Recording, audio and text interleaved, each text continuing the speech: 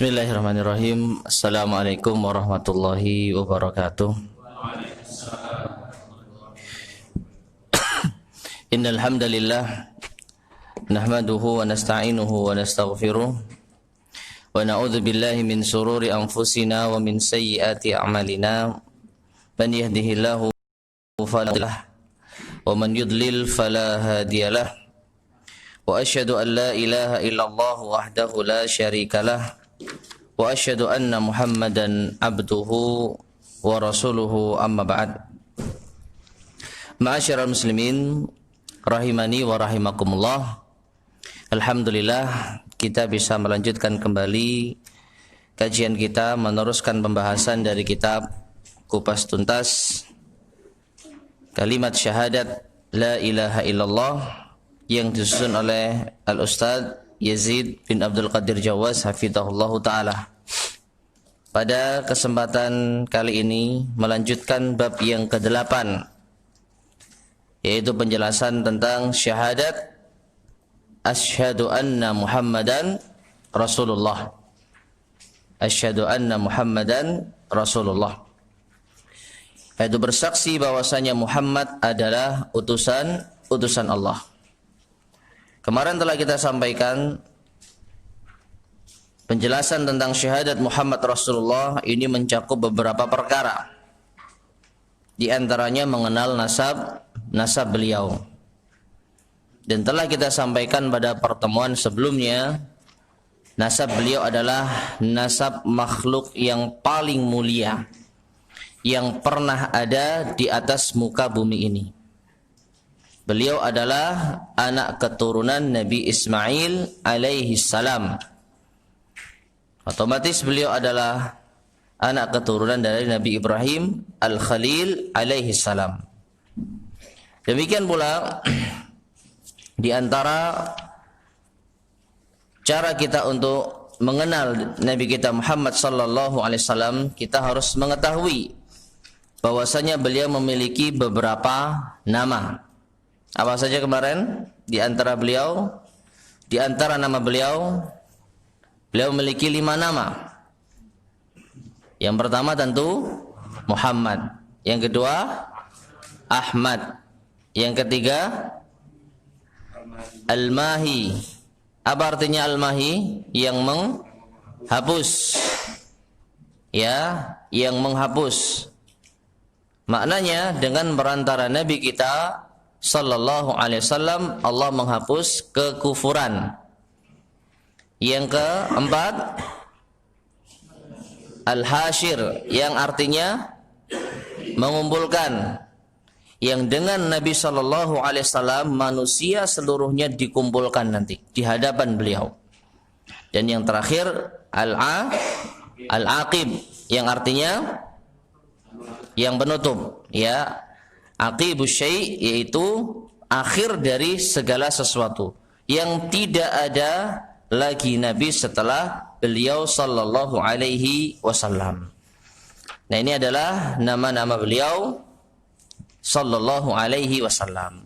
Nah, kemudian kita masuk pada penjelasan atau poin yang kedua, halaman 207. Silakan dibuka halaman 207, yaitu poin yang kedua, kedudukan beliau sallallahu alaihi wasallam sebagai nabi dan rasul utusan Allah Subhanahu wa taala. Disebutkan di sini beliau adalah rasul serta utusan Allah kepada seluruh manusia.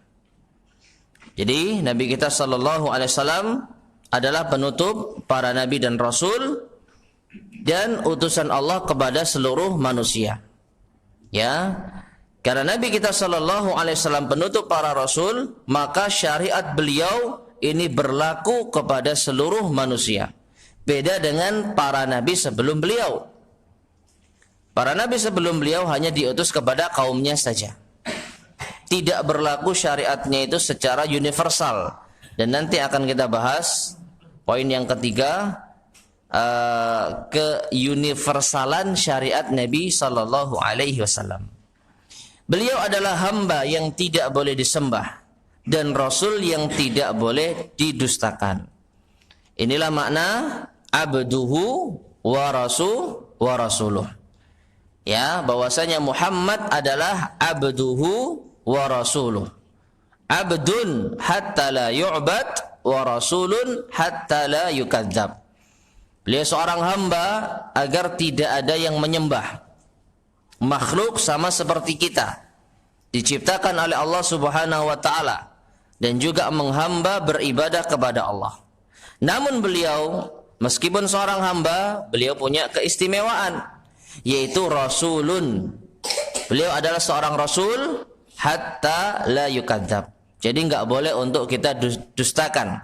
Harus kita patuhi dan harus kita ikuti syariatnya. Beliau adalah sebaik-baik makhluk, makhluk yang paling utama dan paling mulia di hadapan Allah Ta'ala. Ya, sebagaimana Nabi SAW pernah bersabda, Inni atqakum lillahi wa akhsyakum lah. Sesungguhnya aku adalah manusia yang paling bertakwa kepada Allah dan yang paling takut kepada Allah. Jadi makhluk yang paling sempurna yang pernah Allah ciptakan di atas muka bumi adalah Nabi kita Muhammad sallallahu alaihi wasallam. Derajatnya paling tinggi dan kedudukannya paling dekat kepada Allah Subhanahu wa taala. Nah, inilah Nabi kita sallallahu alaihi wasallam. Kemudian beliau diutus kepada manusia dan jin dengan membawa kebenaran dan petunjuk, yang diutus oleh Allah sebagai rahmat bagi semesta alam. Sebagaimana firman-Nya dalam surat Al-Anbiya ayat 107. Wa ma arsalnaka illa rahmatan lil alamin. Dan tidaklah kami mengutus engkau wahai Muhammad melainkan sebagai rahmat bagi seluruh alam semesta. Ya, jadi dengan diutusnya Nabi kita sallallahu alaihi wasallam ini merupakan rahmat bagi alam semesta. Dan sempat kita terangkan, ya, sampai pun orang-orang kafir, beliau mereka itu mendapatkan pengaruh dari rahmat Allah atas diutusnya Nabi kita sallallahu alaihi wasallam. Di antaranya apa? Di antaranya yang menunjukkan akan hal tersebut, orang di zaman para nabi sebelum Nabi kita Muhammad sallallahu alaihi wasallam, maka mereka apa? Ketika telah jelas kekufurannya, ketika telah jelas pengingkaran mereka kepada utusan Allah, maka Allah akan segera mengazab mereka. Enggak lama mereka di dunia. Begitu mereka sudah tidak bisa didakwahkan, mereka tidak bisa diluruskan, mereka tetap enggan untuk beriman kepada Allah dan mengikuti Rasulnya, maka tidak lama Allah akan apa? Menyiksa mereka. Ya, tapi dengan diutusnya Nabi kita sallallahu alaihi wasallam, orang-orang kafir masih memiliki tenggat waktu yang cukup lama sampai nanti hari kiamat.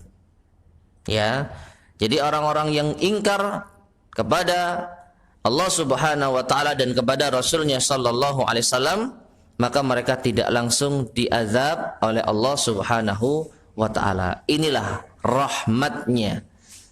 Ya, di antara sebab rahmat yang diberikan kepada Nabi kita Muhammad sallallahu alaihi wasallam. Kemudian Allah Azza wa Jalla menurunkan kitabnya kepada Rasulnya sallallahu alaihi wasallam, mengamanahkan kepada beliau atas agamanya dan menugaskan beliau untuk menyampaikan risalahnya. Allah Azza wa Jalla telah melindungi beliau dari kesalahan dalam menyampaikan risalah ini. Ini yang dikenal dengan istilah apa? Allah melindungi beliau dari kesalahan. Artinya Nabi sallallahu alaihi wasallam bebas dari dosa dan kesalahan. Ini yang disebut sebagai istilah apa? Maksum. Beliau adalah seorang yang maksum, terjaga dari dosa. Ketika Nabi sallallahu alaihi wasallam jatuh pada kesalahan, maka segera ditegur oleh Allah Subhanahu wa taala. Artinya beliau tidak pernah lama terjerumus di dalam dosa dan kesalahan. Begitu ada kesalahan langsung diingatkan. Artinya sama saja Nabi tidak punya kesalahan.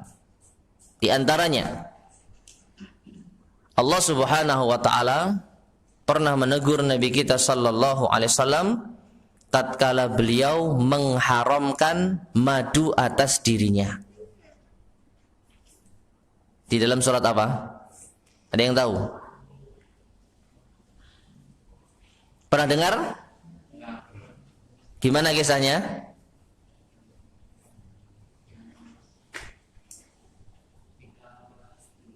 Gimana kisahnya Nabi kok mengharamkan madu atas dirinya?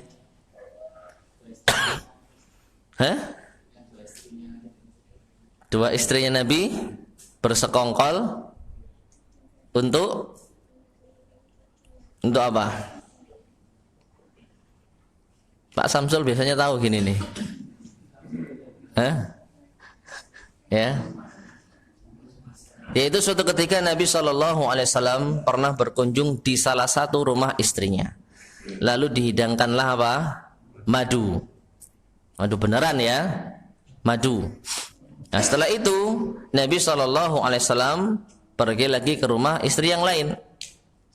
Nah melihat ada sisa bekas madu yang diminum oleh Nabi SAW, maka istrinya pun merasa apa? Gak suka. Jadi istrinya mengatakan, bau apa ini kok nggak enak, gitu ya. Padahal madu itu baunya apa? Enak. Ya. Jadi istri Nabi SAW apa? Menyindir Nabi SAW.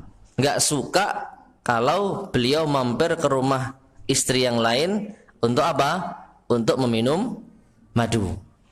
Akhirnya apa? Sekongkol. Setiap Nabi ke rumah istri yang lainnya sama. Bau apa ini? Nggak enak ya. Nah saat itulah Nabi akhirnya mengharamkan madu atas dirinya. Ya sudah kalau gitu saya tidak akan minum madu lagi setelah ini. Lalu Allah Subhanahu wa taala pun menegur beliau di dalam surat At-Tahrim. Ya ayyuhan nabi lima tuharrimu ma ahallallahu lak tabtaghi mardata azwajik. Wahai Nabi, mengapa engkau mengharamkan apa yang telah Allah halalkan kepadamu? Madu itu halal atau tidak? Halal. Kenapa engkau berani mengharamkan apa yang telah Allah halalkan kepadamu demi ingin meraih ridha sebagian istrimu? Ya, jadi tidak dilarang meminum madu, tapi gara-gara istrinya benci. Istrinya enggak suka ketika Nabi minum madu di rumah istri yang lainnya. Ini menunjukkan apa? Mereka juga memiliki rasa cemburu. Mereka memiliki rasa cemburu. Tetapi Nabi SAW dalam hal ini juga apa? Ditegur oleh Allah SWT. Jangan sampai gara-gara ingin menyenangkan hati istri mengharamkan apa yang Allah halalkan. Nah, ini teguran dari Allah Subhanahu wa taala. Jadi menunjukkan Nabi pernah salah, Nabi pernah keliru, tetapi segera diluruskan oleh Allah Subhanahu wa taala. Sehingga dengan inilah beliau terjaga dari dosa. Maksum. Nah, sebagaimana firman-Nya, dalil di antara beliau terjaga dari dosa. Allah Subhanahu wa taala berfirman di dalam surat An-Najm ayat ketiga dan keempat. Wa ma yantiqu 'anil hawa in huwa illa wahyu yuha. Yang artinya, dan tidaklah yang diucapkannya itu Al-Qur'an menurut kemauan hawa nafsunya. Ya, sampai pun al-hadis. Hadis-hadis yang beliau ucapkan itu bukan dari hawa nafsu. Lalu apa? In huwa illa wahyu yuha. Tidak lain itu adalah wahyu yang diwahyukan kepadanya. Jadi apa yang keluar dari lisan Nabi SAW itu adalah wahyu. Dan yang namanya wahyu dari Allah, maka pasti benarnya. Tidak ada kesalahannya. Dari sinilah maka beliau adalah seorang yang maksum, terjaga dari dosa. Karena kata-katanya itu adalah wahyu dari Allah, bukan dari hawa nafsunya. Kemudian beliau SAW adalah penutup para nabi dan rasul. setiap orang yang mendakwahkan adanya kenabian sesudah Nabi sallallahu alaihi wasallam, maka yang demikian itu adalah sesat dan kufur. Jadi siapapun yang mengaku nabi dan rasul setelah nabi kita sallallahu alaihi wasallam, maka pasti sesat dan pasti kufur. Allah Subhanahu wa taala berfirman di dalam surat Al-Ahzab ayat ke-40. Ma kana Muhammadun aba ahadim min rijalikum walakin Rasulullah wa khataman nabiyyin wa kana Allahu bikulli syai'in alima. Muhammad itu bukanlah bapak dari seorang di antara kalian, akan tetapi beliau adalah Rasulullah, utusan Allah, wa khataman nabiyyin, dan penutup para nabi. Dan Allah Maha mengetahui segala sesuatu. Jadi ayatnya, nabi itu adalah Rasulullah wa khataman nabiyyin, utusan Allah dan penutup para nabi. Namun di sini di awal ayat ini Allah sebutkan makana Muhammadun aba ahadim mir rijalikum. Muhammad itu bukanlah bapak dari seorang di antara kalian. Apa artinya? Nabi sallallahu alaihi wasallam bukanlah bapak dari salah seorang di antara kalian. Apa artinya? Meskipun sebenarnya terjemahannya ini ada sedikit kurang ya. Ya, aba, bapak, ahadin, salah seorang, min, dari rijalikum, laki-laki di antara kalian. Jadi Nabi Muhammad itu bukanlah bapak dari salah seorang laki-laki di antara kalian. Laki-laki dari umat Muhammad sallallahu alaihi wasallam itu bukanlah anak keturunan langsung dari Nabi sallallahu alaihi wasallam.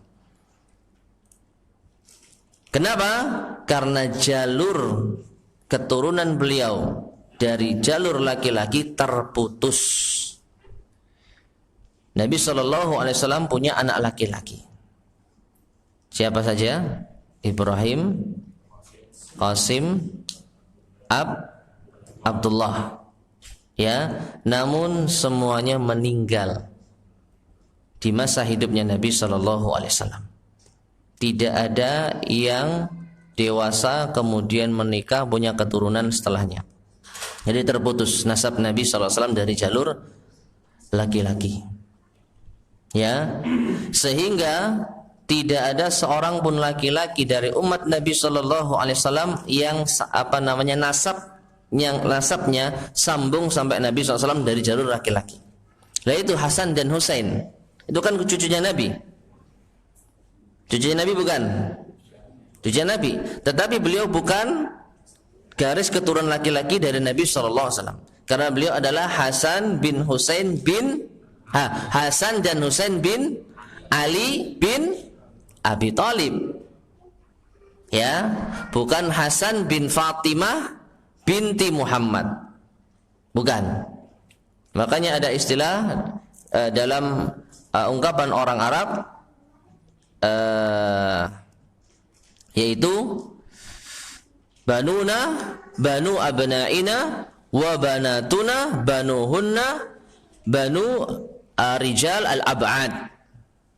Anak laki-laki kami, ya, anak laki-laki kami, maksudnya anak keturunan laki-laki kami itu adalah yang diturunkan dari anak laki-laki kami. Jadi kalau garis keturunannya laki-laki terus bin sampai Muhammad misalnya, maka itulah anak keturunan laki-laki dari Nabi SAW. Tapi ini tidak pernah terjadi karena terputus anak beliau meninggal dunia di masa Nabi SAW.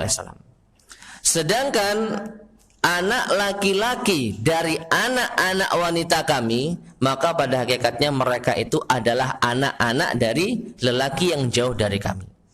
Anaknya besan kami. Ya, anaknya besan kami. Seperti tadi Hasan bin Fatimah Hasan bin Ali bin Abi Thalib. Ya, Hasan bin Ali bin Abi Thalib. Jadi Hasan dari jalur laki-laki tidak sambung ke Nabi SAW. Beliau adalah anaknya Ali bin Abi Thalib. Ya, nah ini maksud dari apa? Muhammad itu bukanlah bapak salah seorang laki-laki di antara kalian. Karena memang yang namanya nasab itu dari jalur laki-laki. Taib. Setelah ini, ma'asyiral muslimin rahimani wa rahimakumullah, al-muallif yaitu Al-Ustadz Yazid membawakan banyak dalil yang menerangkan tentang apa? Nabi SAW adalah penutup para nabi dan rasul. Kita bacakan. Dan Nabi SAW bersabda dalam hadis yang diriwayatkan oleh Al-Bukhari dan Muslim, "Mathali wa mathalul anbiya'i min qabli kamathali rajulin bana baitan." Perumpamaanku dan perumpamaan para nabi sebelumku seperti seseorang yang membangun suatu rumah. Membangun suatu rumah. Fa ahsanahu wa ajmalahu. Lalu ia bangun rumah itu dengan baik dan indah. Illa mawdi'a labinah. Namun ada satu yang kurang. Yaitu apa? Ada satu batu bata yang belum terpasang min zawiyatin di salah satu sudut rumah tersebut. Ya, jadi rumahnya itu indah, bagus, tapi masih ada yang kurang. Yaitu apa? Satu batu bata yang belum terpasang. Faja'alan nasu yatufuna bihi wa ya'jabuna lah. Maka ketika manusia mengelilingi rumah tersebut dan takjub kepadanya, mereka mengatakan, wa yaqulun hal wudi'at hadhihi labinah. Ya, mengapa tidak diletakkan batu yang kurang tersebut? Ya, artinya rumah ini sudah bagus tapi lebih sempurna kalau ada batu yang menutupinya. Kalau batu bata itu dipasang. Qala, maka Nabi berkata, fa ana labinatu wa ana khatamun nabiyyin. Dan akulah batu tersebut dan aku adalah penutup para nabi. Ya. Jadi di dalam hadis ini intinya adalah yang tercetak tebal di dalam terjemahan, aku adalah penutup para nabi. Aku adalah penutup para nabi. Dan kalau bisa kita juga tambahkan kedudukan Nabi Sallallahu Alaihi Wasallam selain penutup para nabi, beliau juga apa? Penyempurna para nabi. Mengapa? Rumah yang indah tadi, apabila batu batanya belum terpasang, maka masih belum sempurna. Tetap aja ada yang kurang. Tapi dengan dipasangnya batu bata tersebut, maka rumah itu menjadi sempurna. Dengan demikian, keadaan Nabi Shallallahu Alaihi Wasallam ini merupakan pelengkap dan penyempurna para rasul sebelum beliau. Ya, para rasul dan para nabi sebelum beliau. Dalam riwayat Muslim disebutkan, fa ana mawdi'ul labinati ji'tu fa khatamtul anbiya. Maka akulah yang menempati lubang. Aku adalah batu yang menempati lubang tersebut. Dan aku datang sebagai penutup para nabi. Hadis di atas menunjukkan tentang keutamaan Nabi Muhammad sallallahu alaihi wasallam atas seluruh nabi-nabi. Dan bahwasanya Allah Subhanahu wa taala telah menjadikan beliau sebagai penutup para nabi. Serta Allah Azza wa Jalla telah menyempurnakan agama Islam dengan diutusnya beliau sallallahu alaihi wasallam. Dan ini merupakan keyakinan yang harus benar-benar kita yakini. Jangan sampai ada di antara kita yang membenarkan ada nabi setelah nabi kita Muhammad sallallahu alaihi wasallam. Ada agama yang lebih baik dibandingkan dengan agama Islam. Nabi sallallahu alaihi wasallam juga bersabda, "Li khamsatu asma." Hadis ini juga pernah kita baca ya sebelumnya. Dan kita ulang lagi. Aku memiliki 5 nama. Ana Muhammadun. Aku adalah Muhammad. Wa Ahmadu. Dan Ahmad. Wa anal Mahi. Dan aku adalah Al-Mahi. Alladhi yamhullahu biyal kufra. Yang dengannya Allah menghapuskan kekufuran. Ya, ini nama ketiga Nabi SAW. Al-Ma, al-mahi. Wa ana al-hashir, dan aku juga al-hashir. Alladhi yuhsyaru nasu ala qadami. Al-hashir itu adalah yang mengumpulkan, yang dengannya manusia itu dikumpulkan di bawah kakiku. Artinya seluruh manusia dikumpulkan di hadapan Nabi sallallahu alaihi wasallam. Dan nama yang kelima, wa anal aqib, dan aku adalah al-aqib. Wal aqib, yang dimaksud dengan aqib adalah alladzi laisa ba'dahu nabiyyun, yaitu yang tidak ada nabi lagi setelahku. Wa fi lafdz Tirmizi, dan dalam lafaz Imam At-Tirmizi, alladzi laisa ba'di nabiyyun, yaitu yang tidak ada nabi setelahku. Dalam riwayat Muslim lainnya disebutkan, wa anal aqibul ladzi laisa ba'dahu ahadun, dan aku adalah al-aqib yang tidak ada seorang pun setelahku. Yang dimaksud adalah seorang nabi. Ya, jadi ini riwayat-riwayat yang menguatkan sekali lagi, laisa ba'dahu nabiyyun, tidak ada lagi nabi setelah beliau. Dan Nabi SAW juga bersabda, fuddiltu 'alal anbiya'i bi sittin, aku dilebihkan, ya diberikan kelebihan oleh Allah Subhanahu wa taala di atas para nabi dalam 6 perkara. Dalam 6 perkara. Artinya para nabi sebelum Nabi kita sallallahu alaihi wasallam itu tidak diberikan hal tersebut.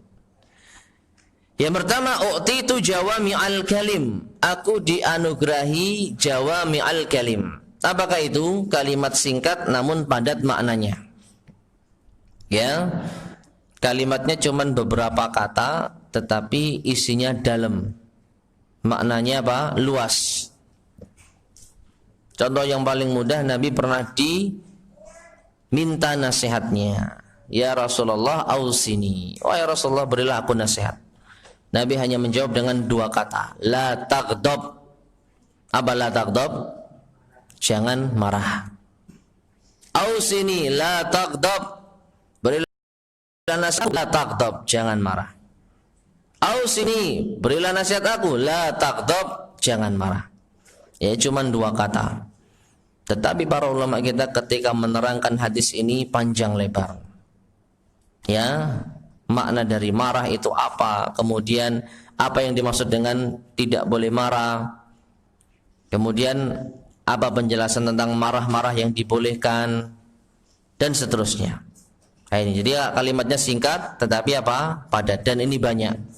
Ya, sabda Rasulullah sallallahu alaihi wasallam rata-rata itu singkat, padat dan jelas. 6, itu yang pertama. Yang kedua, wa nusirtu birru'b, dan aku ditolong dengan ar-ru'b. Yaitu apa? Ditebarkan rasa takut pada diri musuh. Ya. Yaitu apa? Sebelum perjalanan sebulan bertemu dengan pasukannya Rasulullah sallallahu alaihi wasallam, maka musuh ini sudah apa? Ditancapkan di dalam dada-dada mereka ketakutan kepada pasukannya Rasulullah sallallahu alaihi wasallam. Ini yang namanya ar-ru'b. Jadi pasukannya Rasul sedang mempersiapkan perjalanan. Selama sebulan perjalanan, musuh sudah apa? Ndredeg bahasa kita. Ya, mereka apa? Takut bertemu dengan pasukannya Rasulullah sallallahu alaihi wasallam. Di lain sisi, pasukannya Nabi sallallahu alaihi wasallam tidak takut dengan yang namanya kematian. Jadi jelas siapa yang takut, siapa yang berani. Namun sekarang berubah, ma'asyar muslimin rahimani wa rahimakumullah. Keadaannya berubah. Justru orang-orang kafir tidak takut kepada kita dan kita yang takut kepada mereka. Ya, salah satu penyebabnya adalah karena umat Islam hubbud dunya wa karahiyatul maut. Cinta dunia dan takut, benci dengan kematian. Nah, inilah penyebabnya.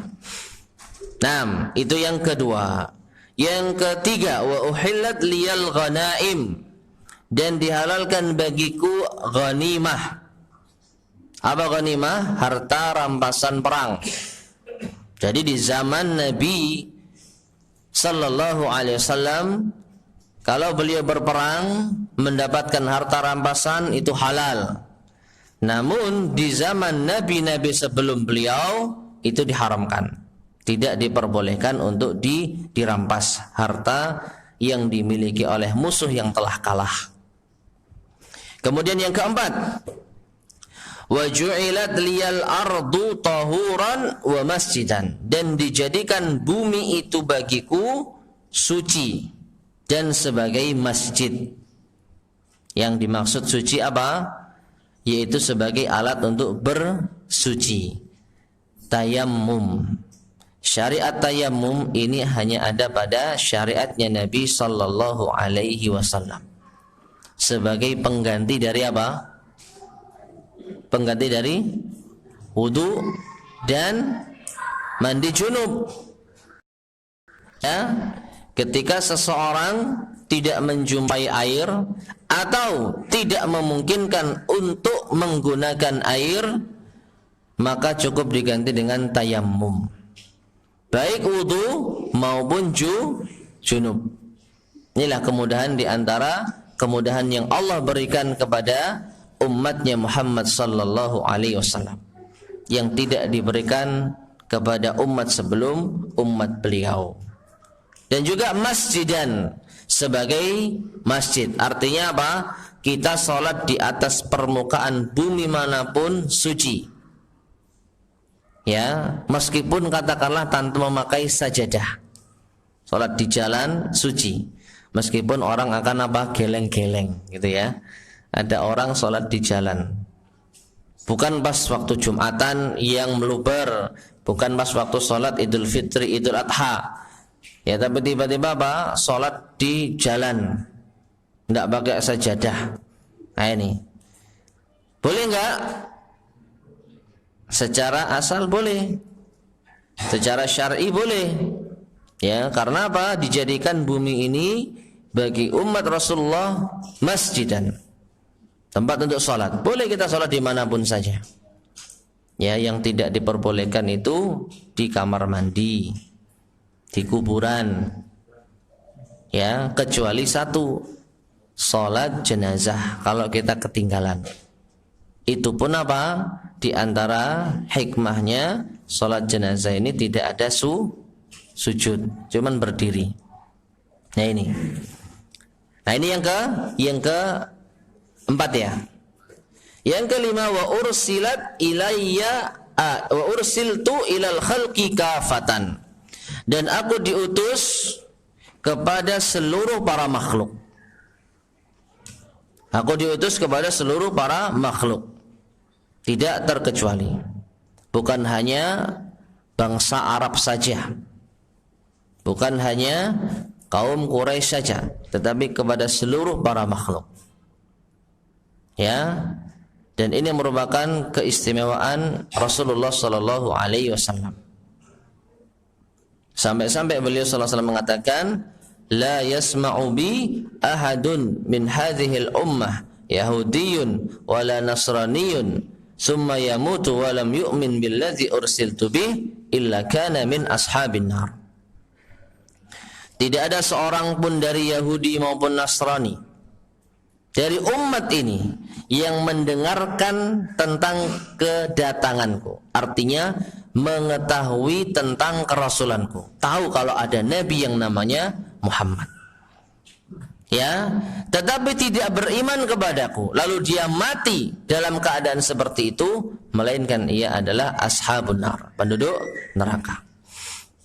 Jadi syariat Nabi berlaku kepada seluruh umat, otomatis menghapus syariat-syariat sebelum Nabi Shallallahu Alaihi Wasallam. Dan ini berbeda dengan umat-umat sebelumnya.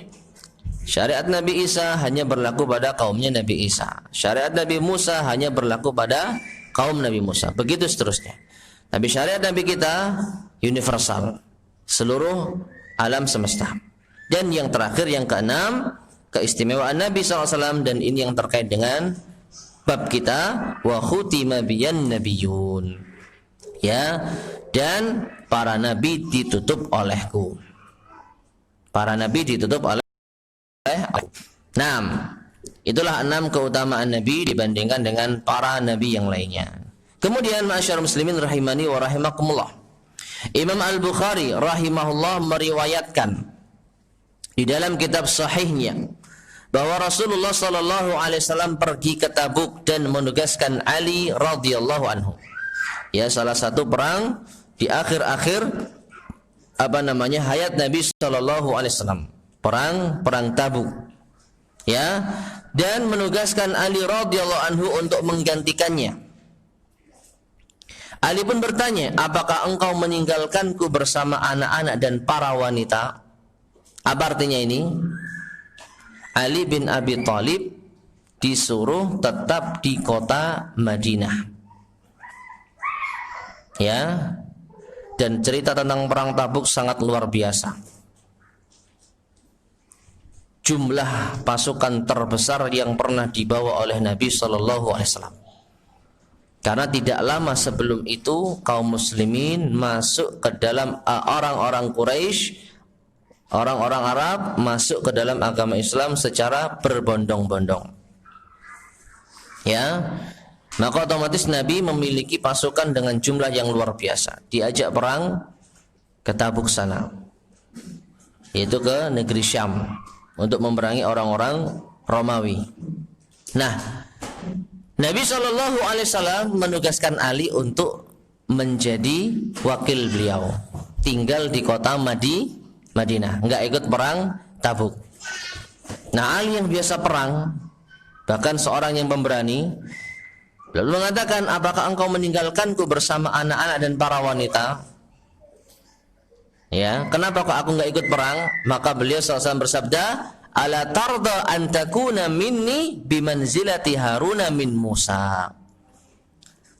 Tidakkah engkau ridha kedudukanmu di sisiku itu ibarat kedudukan Nabi Harun dengan Nabi Musa? Siapa yang Harun, siapa yang Musa? Ibaratnya Musa ini siapa? Rasulullah SAW. Dan Harun ini ibarat siapa? Ali bin Abi Thalib. Ya, tidakkah engkau ridha engkau ini seperti posisi Harun terhadap Nabi Musa? Ya, illa annahu laisa nabiyyun ba'di, hanya saja tidak ada lagi nabi setelahku. Ya, jadi fokus kita pada masalah la nabiyyun ba'di, tidak ada nabi setelahku. Dalam riwayat Muslim disebutkan ghaira annahu la nabiyya ba'di, hanya saja tidak ada lagi nabi setelahku. Dalam riwayat Muslim lainnya disebutkan illa annahu la nubuwwata ba'di, hanya saja tidak ada nubuwah kenabian setelah diriku. Ya, jadi menguatkan hadis-hadis yang pernah kita baca sebelumnya. Kemudian Nabi SAW bersabda, "Kanat Banu Israila tasusuhumul anbiya." Bani Israel senantiasa diatur, dipimpin oleh para nabi. Kullama halaka nabiyyun. Setiap seorang nabi meninggal, maka digantikan nabi yang lain setelahnya. Ya. Makanya di antara keistimewaan Bani Israel, mereka adalah bangsa yang banyak nabi itu diutus kepada mereka. Ya, karena apa? Allah menjamin setiap ada nabi yang meninggal langsung diutus setelahnya. Ya, setelah ada nabi yang meninggal langsung diutus nabi lagi setelahnya.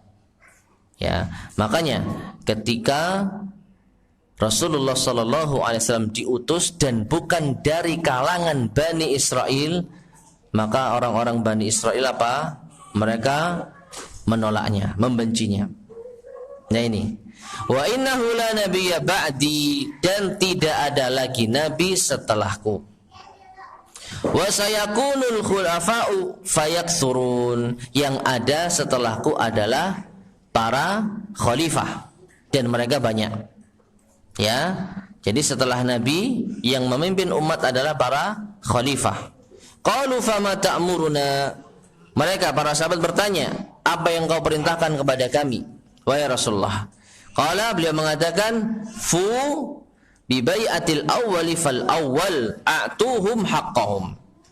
Yaitu tunaikanlah, penuhilah baiat kepada mereka yang pertama, kemudian yang pertama terlebih dulu. Ya. Jadi setelah Nabi kita sallallahu alaihi wasallam yang membaiat siapa? Baiat kepada Abu Bakar. Nah, ini penuhilah. Jadi perintah Nabi SAW kepada umat Islam sepeninggal beliau, berbaiatlah kepada khalifah setelahnya. Fal awwal, ya, al awwali fal awwal. Yang pertama, kemudian setelahnya, dan kemudian setelahnya. Dan penuhilah hak-hak mereka, tunaikan hak-hak mereka, ditaati dan diikuti. Fa innallaha sa'iluhum amma stara'ahum, karena sesungguhnya Allah akan minta pertanggungjawaban kepada mereka atas kepemimpinan mereka. Ya, sebagaimana sabda Nabi sallallahu alaihi wasallam, kullukum ra'in wa kullukum mas'ulun an ra'iyatihi. Setiap kalian adalah pemimpin dan setiap pemimpin akan dimintai pertanggungjawaban atas kepemimpinannya.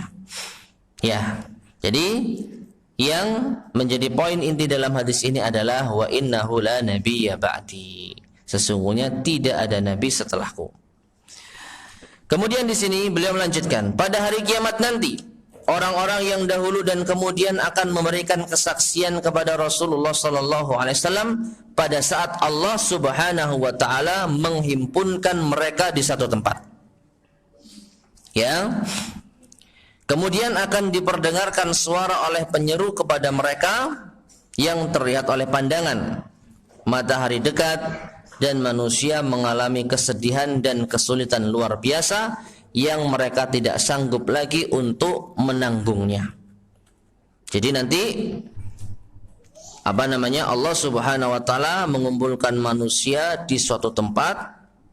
Kemudian akan memberikan kesaksian kepada Rasulullah sallallahu alaihi wasallam.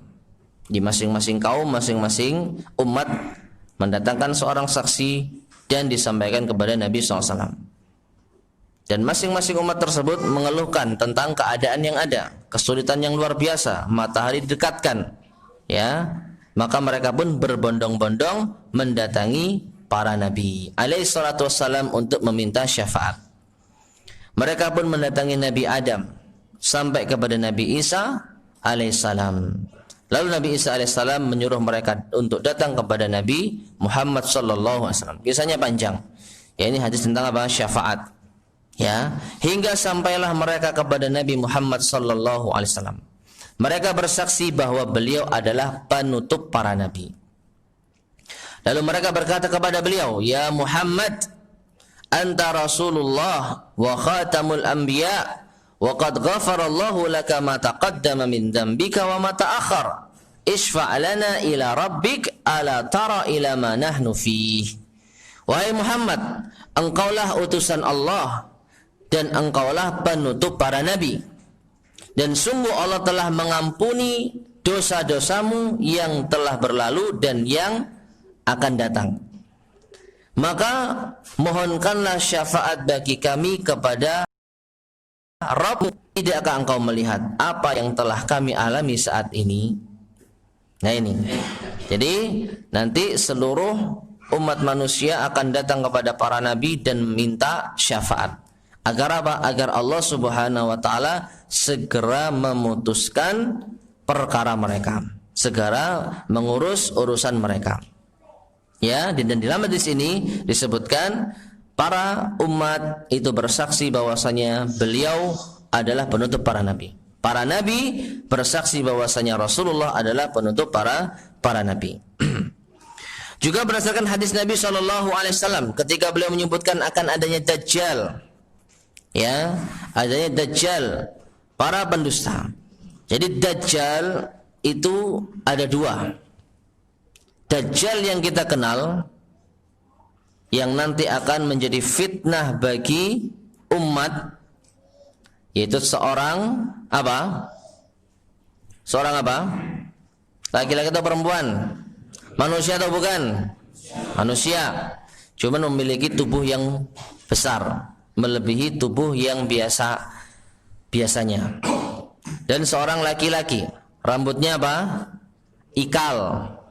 Matanya Satu, dua Pak, matanya dua, buta sebelah. Ya, a'war itu adalah istilah matanya buta sebelah. Satu di tengah gitu ta? Itu bukan dajjal. Ya, jadi dajjal itu matanya buta sebelah. Lalu tertulis di dahinya kafir, kafaro, yang bisa dilihat oleh seorang mukmin. Dan ini nanti akan datang di akhir zaman, menguji orang-orang yang beriman. Akan bisa memasuki seluruh dunia kecuali 2 kota saja yang tidak bisa dimasuki. Mana? Mekah dan Madinah. Itu pun Mekah dan Madinah sebelumnya akan digoncang oleh Allah. Akan apa? Akan terjadi gempa. Yang di sana nanti keluarlah orang-orang munafik. Ya, orang-orang munafik keluar dari kota Mekah dan Madinah lalu bergabung dengan pasukannya apa? Dajjal.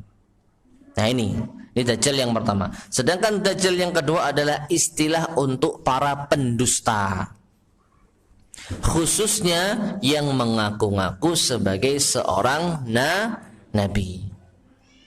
Ya, seorang nabi. Nah, di sini disebutkan ketika beliau menyebutkan akan adanya Dajjal, para pendusta yang mengaku sebagai nabi, kemudian beliau sallallahu alaihi wasallam bersabda, wa innahu sayakunu fi ummati kadzabuna thalathun. Dan sesungguhnya akan ada pada umatku ini para pendusta yang jumlahnya 30. Kulluhum yaz'umu annahu nabiyyun. Yang masing-masing dari mereka mengaku kalau mereka adalah nabi. Wa ana khatamun nabiyyin, sedangkan aku adalah penutup para nabi. La nabiyya ba'di, tidak ada lagi nabi setelahku. Hadisnya jelas sekali. Ya, hadisnya sangat sharih, tegas.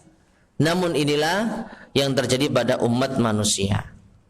Ya, setiap ada nabi palsu pasti ada saja pengikutnya.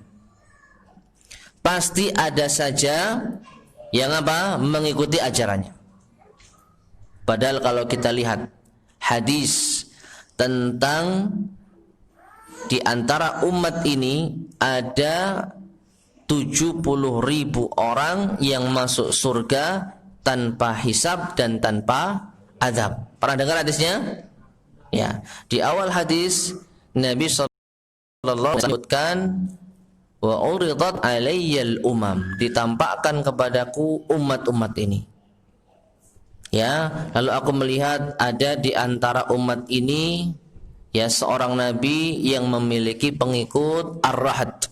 Ar-rahat itu jumlah antara 1 sampai 10, segelintir orang. Ya.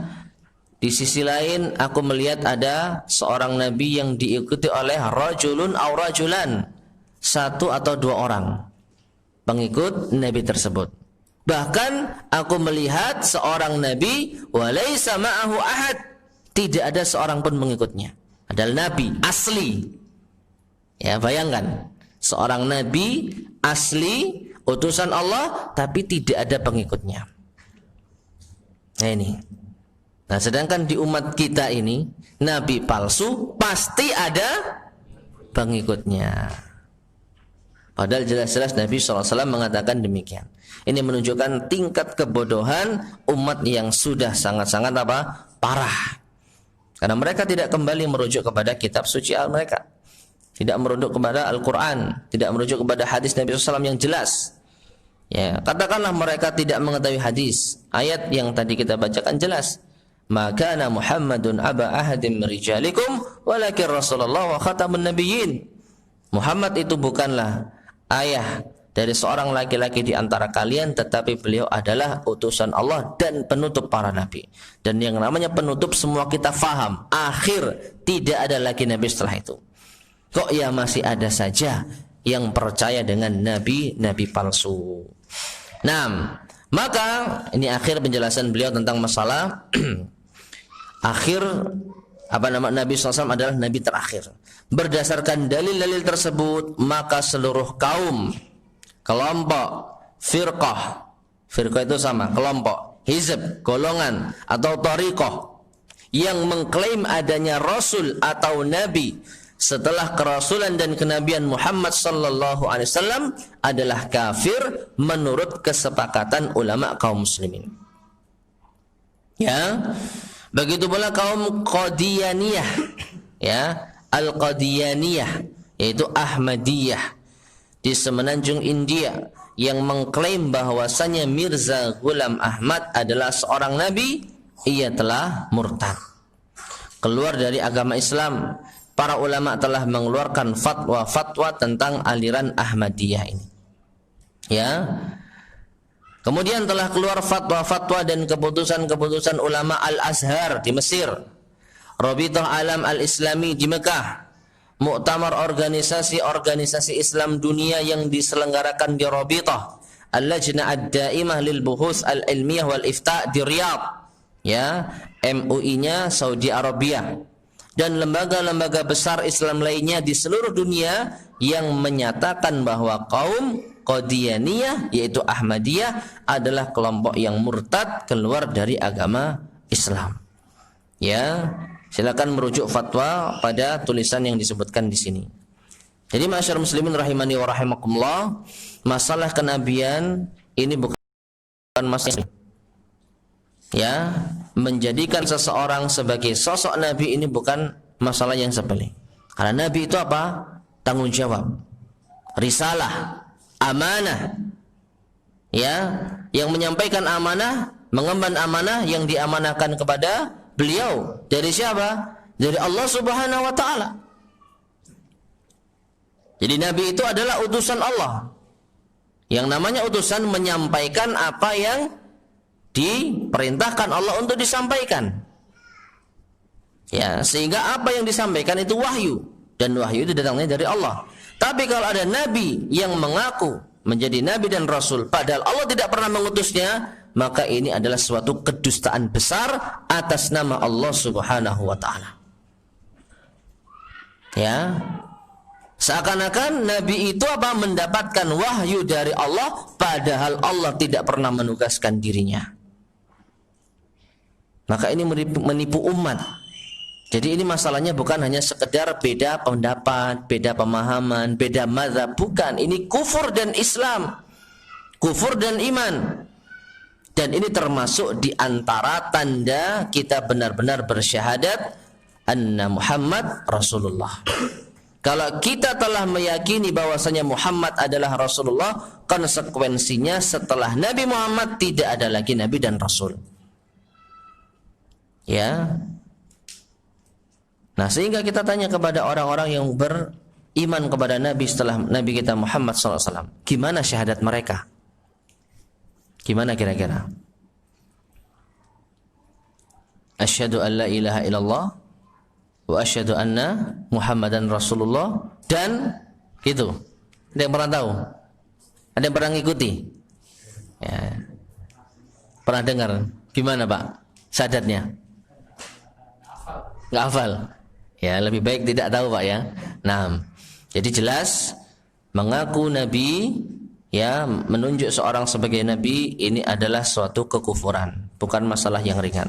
Tidak sama dengan kita beda pendapat dalam masalah fikih, dalam masalah-masalah tertentu. Ini masalah kufur dan iman. Jadi tidak bisa ditolerir. Makanya para ulama kita memutuskan fatwa khusus tentang masalah ini, yaitu khususnya kelompok yang namanya Ahmadiyah.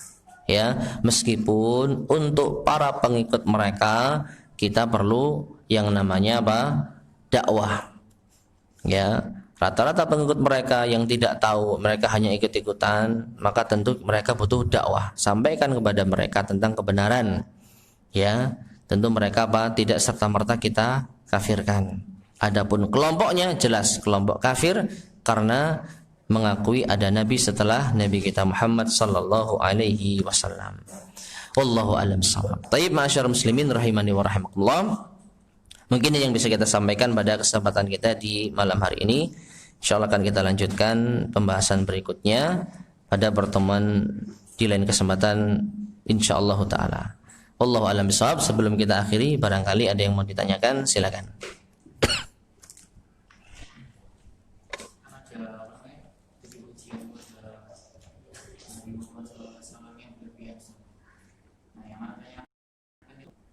isinya itu ada yang seperti segala kebutuhan segala kebutuhan dan Islam, segala yang tanyakan itu gimana mereka yang masih belum paham tapi mengamalkan pujian tersebut. Selama mereka tidak meyakini kandungannya, maka mereka jatuh kepada kesalahan tapi tidak sampai kufur, tidak sampai musyrik. Ya. Dan ini sama seperti apa? Pembahasan tentang syirik asghar, yaitu bersumpah dengan nama selain Allah dan mengatakan masya Allahu wa syi'ta. Di antara syirik asghar yang zahir. Masih ingat pembahasannya? Syirik kecil ada dua, yang zahir dan yang batin, yang nampak dan yang tersembunyi. Yang nampak ada dua, yaitu mengucapkan sumpah dengan atas nama selain Allah, dan yang kedua mengucapkan masya Allahu wa syi'ta. Ya, ini terjadi atas kehendak Allah dan kehendakmu. Dan kehendakmu. Ini termasuk syirik asghar. Nah, di dalam bait-bait tersebut terdapat ungkapan seperti itu. Ya, kalau sampai diyakini memang benar-benar orang tersebut, benar-benar Rasulullah bisa berkehendak untuk mendatangkan manfaat dan menolak madarat, maka bisa syirik akbar. Tapi selama itu hanya sekedar ucapan, maka jatuhnya kepada syirik asghar dan tidak membatalkan keislaman. Ya, mungkin seperti itu. Wallahu a'lam. Lagi yang sampaikan?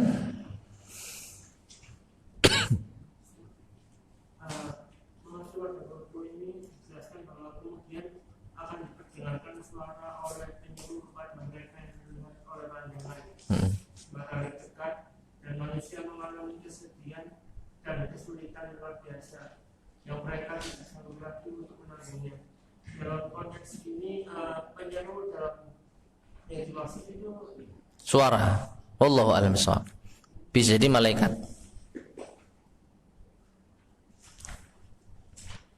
Wallahu a'lam bishawab. Ada lagi ini sampaikan?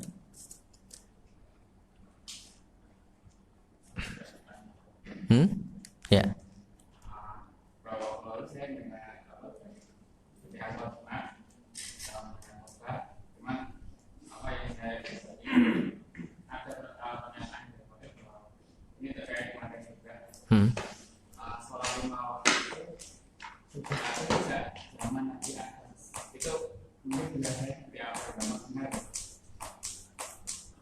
Allahu a'lam bishawab. Kalau dikatakan sholat 5 waktu, ya, sholat 5 waktu ada di zaman Nabi Adam, maka saya tidak tahu, karena saya belum pernah mendengarkan dalilnya. Ya, jadi orang yang menetapkan ada sholat 5 waktu di zaman Nabi Adam, dia harus menetapkan. Namun kalau syariat sholat ada di zaman para nabi sebelumnya, ada dalilnya. Ya, banyak dalil-dalilnya. Ya, saya tidak ingat ayat-ayat yang terkait dengannya. Di antaranya yang pernah saya baca adalah kitab yang ditulis oleh Syekh Abdul Razak hafizahullah taala. Dia menulis kitab Ta'zimus Shalah, mengagungkan salat. Di antara bab yang tercantum di sana adalah para nabi terdahulu mereka juga diperintah untuk salat. Mereka juga diperintah untuk salat. Lalu beliau menyebutkan ayat-ayat yang terkait di dalamnya. Nah, selama itu tidak ada penjelasan sholat itu 5 waktu. Hanya syariat sholat. Mungkin seperti itu. Wallahu a'lam. Taib, ada lagi yang sampaikan?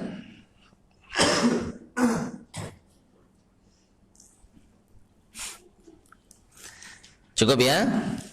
Baiklah, kita cukup dengan sekian. Semoga bermanfaat. Kurang lebihnya saya mohon maaf. Kita akhiri. Subhanakallahumma bihamdika asyhadu an la ilaha illa anta astaghfiruka wa atubu ilaik. Walhamdulillahirabbil alamin. Assalamualaikum warahmatullahi wabarakatuh.